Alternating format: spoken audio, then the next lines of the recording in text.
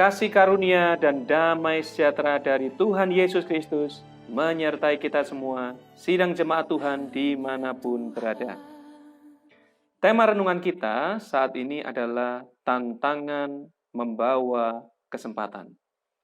Seperti kita ketahui, wabah virus corona ini sudah menjadi tantangan bagi seluruh dunia di Indonesia dan khususnya kita orang-orang percaya. Untuk sementara waktu kita harus banyak berdiam diri di rumah kita. Tetapi kita perlu ingat bahwa di dalam setiap tantangan pasti membawa kesempatan bagi kita. Yang pertama, bagi Tuhan adalah sebuah kesempatan untuk bisa mengadakan perbedaan bagi orang-orang percaya dan orang-orang yang mengasihi Dia. Mari kita baca di dalam firman Tuhan, Keluaran 11 ayat 4 sampai dengan 7. Demikian firman Tuhan. Berkatalah Musa, beginilah firman Tuhan, pada waktu tengah malam aku akan berjalan di tengah-tengah Mesir. Maka tiap-tiap anak sulung di tanah Mesir akan mati. Dari anak sulung Firaun yang duduk di tahtanya, sampai kepada anak sulung budak perempuan yang menghadapi batu kilangan, juga segala anak sulung hewan. Dan seruan yang hebat akan terjadi di seluruh tanah Mesir, seperti yang belum pernah terjadi, dan seperti yang tidak akan ada lagi. Tetapi kepada siapa juga dari orang Israel, seekor anjing pun tidak akan berani menggonggong, baik kepada manusia maupun kepada binatang. Supaya kamu mengetahui bahwa Tuhan membuat perbedaan antara orang Mesir dan orang Israel. Firman Tuhan berkata, Tuhan akan menjatuhkan tulah kepada bangsa Mesir. Tuhan akan berjalan di tengah-tengah Mesir, dan tiap-tiap anak sulung, baik dari tahta yang tertinggi sampai anak sulung seorang budak, bahkan anak sulung hewan pun akan mengalami kematian. Tetapi firman Tuhan juga berkata, tetapi bagi bangsa Israel, Tuhan membuat perbedaan. Haleluya, puji Tuhan.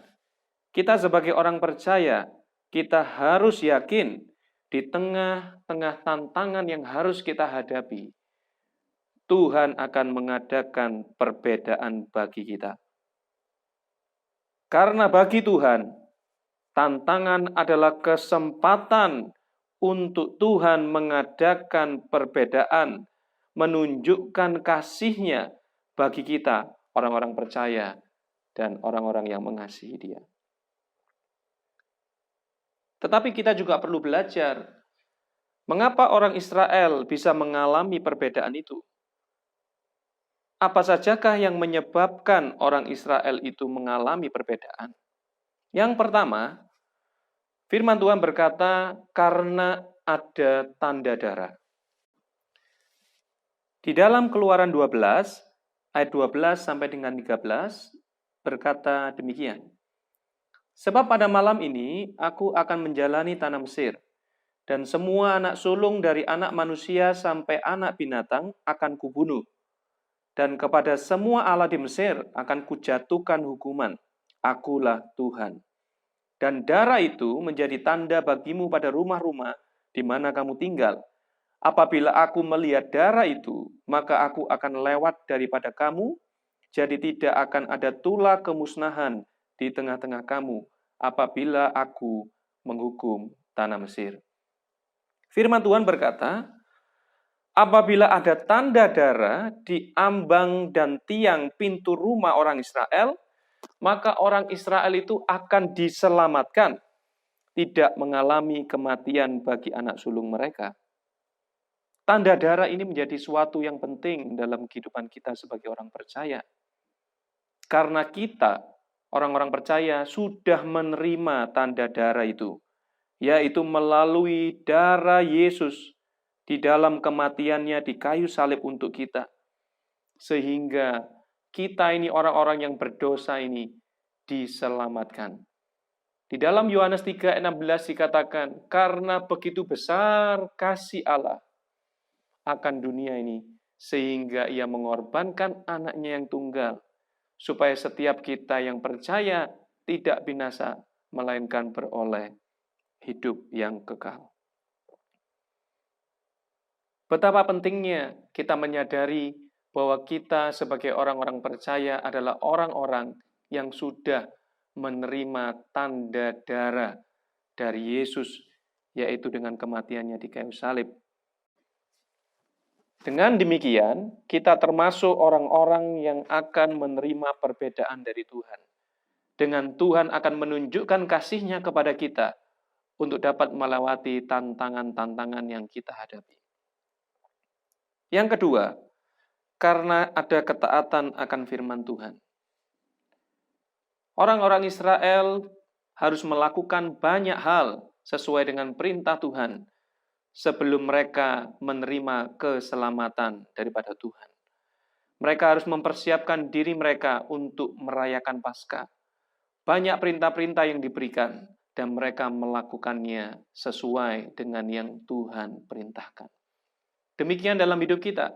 Saat kita mulai melakukan perintah-perintah firman, saat kita mulai taat kepada perintah-perintah firman Tuhan yang berikan, maka Tuhan akan mengadakan perbedaan dalam kehidupan kita saat kita menghadapi tantangan-tantangan dalam hidup ini.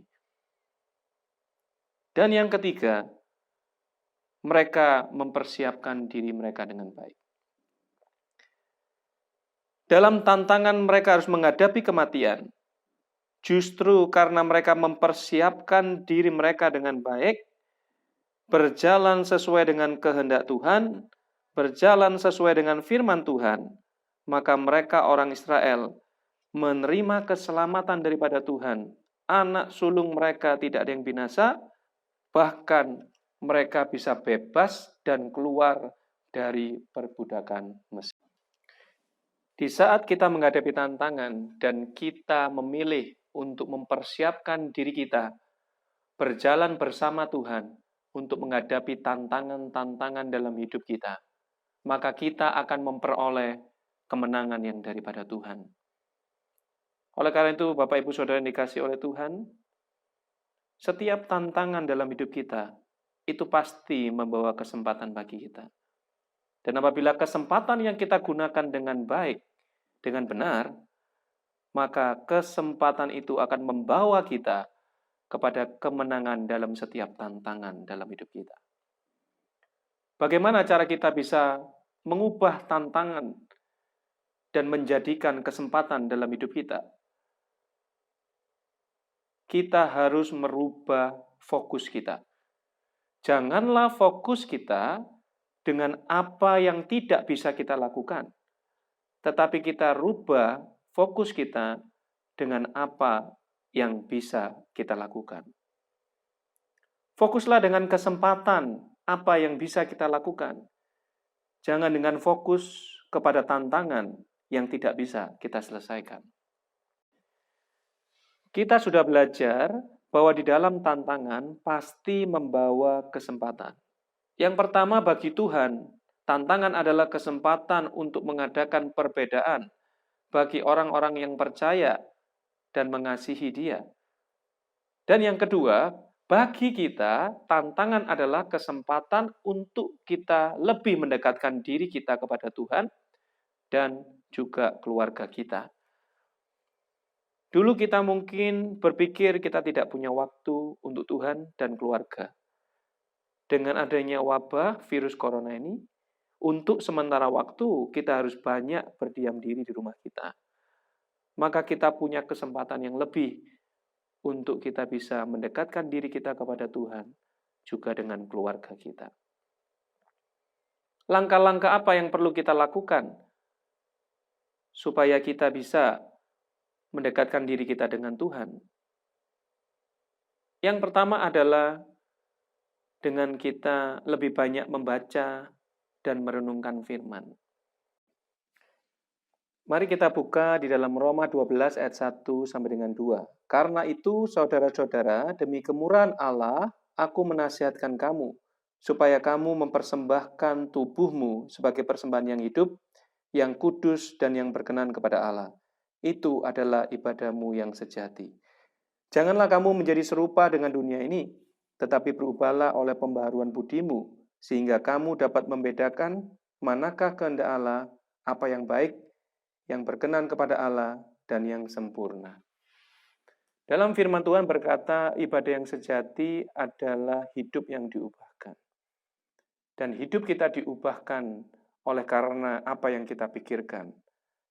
Apa yang kita pikirkan, kita lakukan. Dan apa yang kita lakukan, itulah yang akan membentuk kehidupan kita. Oleh karena itu, Bapak, Ibu, Saudara, marilah kita lebih banyak lagi membaca dan merenungkan firman Tuhan, supaya kita bisa hidup benar dan hidup berkenan kepada Tuhan. Yang kedua, kita harus lebih banyak lagi untuk berdoa.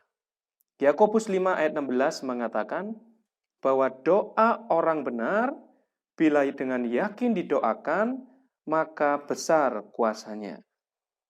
Oleh karena itu, saat kita mempunyai waktu yang lebih banyak, mari kita gunakan untuk banyak berdoa. Program kita di dalam gereja, doa rantai, mari kita sama-sama untuk melakukannya, meluangkan waktu berdoa untuk pekerjaan Tuhan.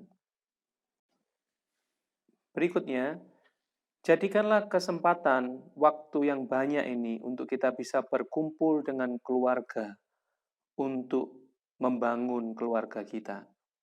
Di dalam Ibrani 11 ayat yang ke-7 dikatakan demikian, karena iman maka Nuh dengan petunjuk Allah dengan sesuatu yang belum kelihatan, dengan taat mempersiapkan bahtera untuk menyelamatkan keluarganya. Dan karena iman itu, ia menghukum dunia, dan ia ditentukan untuk menerima kebenaran sesuai dengan imannya. Firman Tuhan berkata, Nuh dengan taat mempersiapkan bahtera untuk menyelamatkan keluarganya. Oleh karena itu, kita juga sebagai orang-orang percaya belajar daripada Nuh. Mari kita taat akan firman Tuhan dan mempersiapkan bahtera rumah tangga kita dengan baik sehingga kita bisa menyelamatkan keluarga kita. Bahkan keluarga kita bisa menjadi keluarga yang bahagia karena kita membangunnya di atas dasar firman Tuhan. Firman Tuhan tidak saya panjangkan, tapi saya percaya firman Tuhan bisa memberkati Bapak, Ibu, Saudara. Dan percayalah, setiap tantangan yang Tuhan izinkan terjadi, itu pasti akan membawa kesempatan bagi kita. Dan jika kesempatan itu kita pergunakan dengan baik, maka kita akan memperoleh kemenangan yang dari Tuhan. Mari kita berdoa.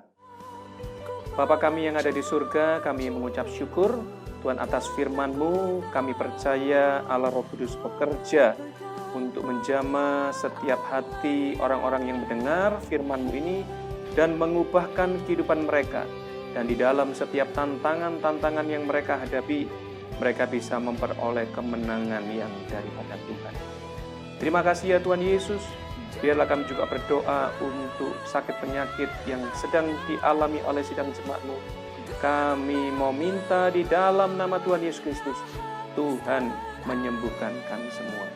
Terima kasih Tuhan, kami akhiri pemberitaan firman Tuhan di dalam nama Tuhan Yesus Kristus. Tuhan memberkati kita semua.